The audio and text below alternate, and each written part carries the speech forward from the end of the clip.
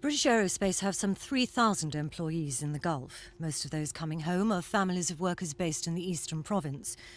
British Aerospace has set up a 24-hour communications centre at its base in Preston to coordinate the airlift with a direct link to the company's headquarters in Riyadh.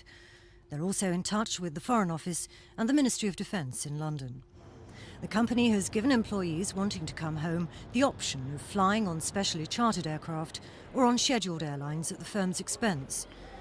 This morning at Manchester Airport, the first families flew in.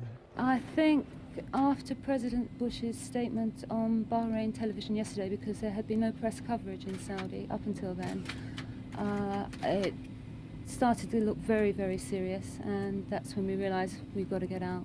And at Gatwick, another 400 arrived late this afternoon, where relatives had been waiting for hours. Harry Fellows was lucky. His daughter-in-law and grandchild were on their way home, and he'd reached his son in the Gulf by phone this morning. He described it as being on a powder keg, actually. He said there's something about chemical bombs are expected, but when I said to him that was propaganda, he said, oh no. The specially chartered flight arrived on time. Some passengers relieved to be home, but anxious about husbands and fathers left behind. Well, everyone's in panic. Most people. Some people aren't, but a lot of people are panicking. And what's the atmosphere like? Are you pleased to be home? No, I want to be with my family. Yes. It's just really tense. I was in a closed camp, but everyone was really tense. And everyone was just panicking. Obviously, you know, there is a worrying prospect, but within the British community, we're all keeping very British and very calm.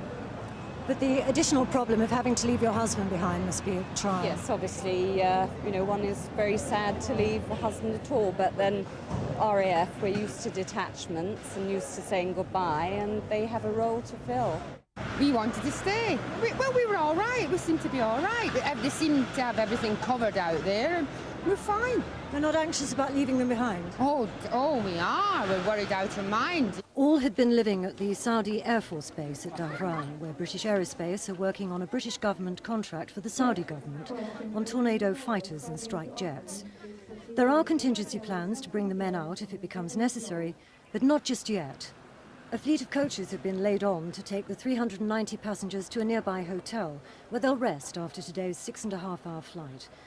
British Aerospace confirmed they are planning to charter more planes to bring more dependents home from Saudi in the next few days. Tricia Ingram's at Gatwick, Thames News.